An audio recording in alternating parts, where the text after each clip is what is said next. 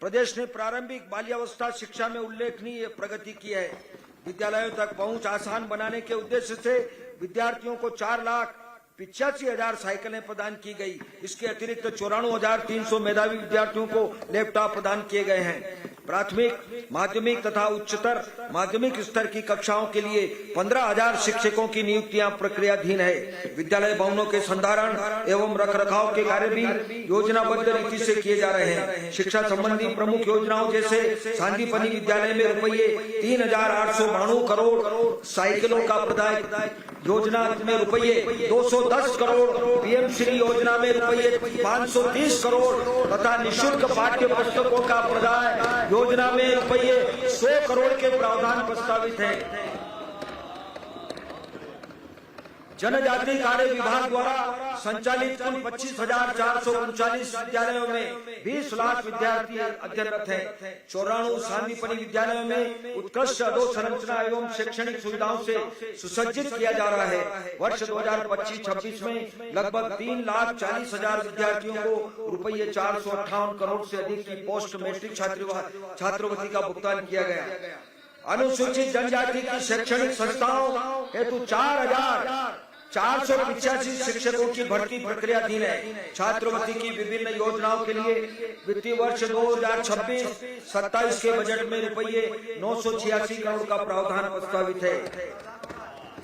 अनुसूचित जाति वर्ग के विद्यार्थियों हेतु प्रदेश में 10 ज्ञानोदय विद्यालयों को सीबीएसई मापदंडों के अनुसार अपग्रेड किया जा रहा है। इस वर्ग के विद्यार्थियों हेतु 1,913 छात्रावास संचालित हैं, जिनकी कुल क्षमता 95,000 है।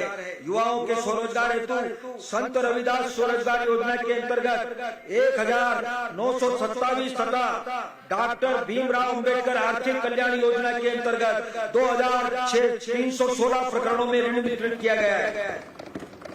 प्रदेश में उच्च शिक्षा के क्षेत्र में भी व्यापक विस्तार हुआ है। प्रदेश में 56 विश्वविद्यालय एवं 1,360 शासकीय उच्च शिक्षण संस्थाओं में लगभग 16 लाख विद्यार्थी अध्ययनरत है।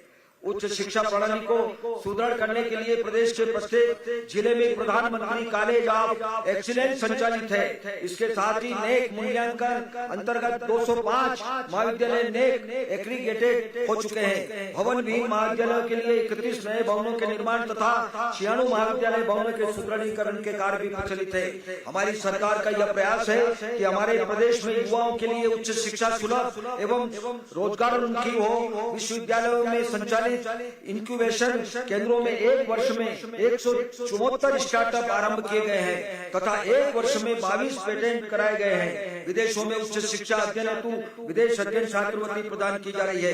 रोजगार एवं स्वरोजगार के क्षेत्र में तकनीकी शिक्षा एवं कौशल विकास की महत्ता एवं उपयोगिता में निरंतर वृद्धि रही है। तकनीकी क्षेत्र के विभिन्न पाठ्यक्रमों में वर्ष 2024-25 की तुलना में वर्ष 2025-26 में विद्यार्थियों की संख्या में लगभग 26% की उत्साहजनक वृद्धि हुई है। प्रदेश के समस्त शासकीय इंजीनियरिंग महाविद्यालयों में वाईफाई कैंपस एवं स्मार्ट क्लासरूम स्थापित किए गए हैं। राष्ट्रीय रक्षा विश्वविद्यालय का परिसर राजीव गांधी प्रौद्योगिकी विश्वविद्यालय भोपाल में प्रारंभ किया जा चुका है। वर्ष 2025 में अब तक आयोजित 608 रोजगार मेले तथा युवा संगम कार्यक्रम के माध्यम से 85,000 युवाओं को ऑफर लेटर प्रदान किए गए हैं। महोदय, खेल गतिविधियां स्वस्थ मनोरंजन के साथ शारीरिक और मानसिक विकास के लिए अत्यंत महत्वपूर्ण है। हमारी सरकार के युवाओं की खेल प्रतिभा को राष्ट्रीय एवं अंतर्राष्ट्रीय स्तर पर पहचान दिलाने के लिए प्रतिबद्धता के साथ कार्य कर रही है। विगत 2 वर्षों में प्रदेश के खिलाड़ियों ने अंतर्राष्ट्रीय स्तर पर 19 स्वर्ण, 29 रजत एवं 26 कांस्य पदक एवं राष्ट्रीय स्तर पर 189 स्वर्ण, 131 रजत तथा 118 कांस्य पदक प्राप्त कर देश एवं प्रदेश का नाम गौरवान्वित किया है। युवाओं की खेल अभिरुचियों के प्रोत्साहन हेतु विभिन्न योजनाओं को हमारी सरकार ने विगत 2 वर्षों में विस्तारित किया है। हमारी सरकार ने सीएम युवा शक्ति योजना के अंतर्गत सभी विधानसभा क्षेत्रों में सर्व सुलभ एवं सर्व सुविधा संपन्न स्टेडियम उपलब्ध कराए जाने की दिशा में कार्य प्रारंभ कर दिया गया है। वर्तमान में प्रदेश में 11 खेल अकादमियों में 18 खेलों की अंतर्राष्ट्रीय स्तर की अधोसंरचना उपकरण व प्रशिक्षण सुविधाएं हैं। प्रदेश में 4 हॉकी टर्फ तथा 30 खेल स्टेडियम निर्माणाधीन है। खेल एवं युवा कल्याण के क्षेत्र में के लिए रुपये 815 करोड़ रुपये का बजट प्रावधान प्रस्तावित है। नारी कल्याण, हमारी सरकार ने महिला सशक्तिकरण के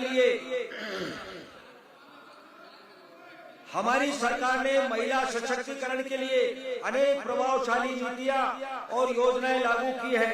महिला स्व सहायता समूह शासकीय सेवा तथा जनप्रतिनिधियों के रूप में भूमिका, टोल नाके तथा पेट्रोल पंप जैसे पुरुष प्रधान व्यवसायों में प्रतिनिधित्व, खेती किसानी, पुलिस व अन्य अर्धसैनिक बलों में बढ़ती भागीदारी तथा साहसिक खेलों में प्रदर्शन इसके प्रमाण है। बालिकाओं के जन्म से लेकर उनकी शिक्षा और विवाह तक के लिए प्रदेश में वर्ष 2007 से लागू लाडली लक्ष्मी योजना को और परिणाम मूलक स्वरूप देकर 2022-23 से लाडली लक्ष्मी योजना 2.0 लागू की गई है। इस योजना के अंतर्गत अब तक 52,29,000 बालिकाओं को लाभान्वित किया गया। इसके साथ ही योजना में 14,12,000 बालिकाओं को छात्रवृत्ति भी प्रदान की गई। इस योजना के लिए रुपये 1,801 करोड़ का प्रावधान प्रस्तावित है। प्रदेश में 2,949 आंगनबाड़ी केंद्रों में शौचालय निर्माण तथा 31,425 आंगनबाड़ी भवनों में विद्युत व्यवस्था कार्य की स्वीकृति प्रदान की गई है।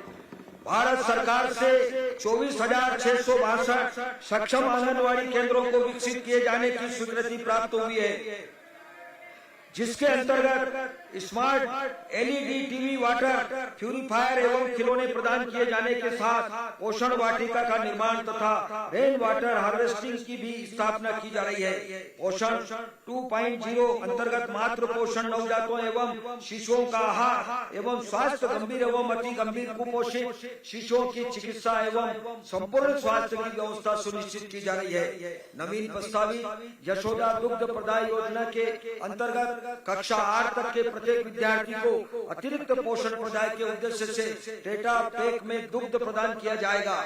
वर्ष 26-27 में इस योजना अंतर्गत 80 लाख विद्यार्थियों को दुग्ध पैकेट वितरित किए जाने का लक्ष्य है। आगामी 5 वर्षों हेतु इस योजना का आकार रुपये 6,600 करोड़ है, जिसमें से इस बजट में 700 करोड़ का प्रावधान प्रस्तावित है।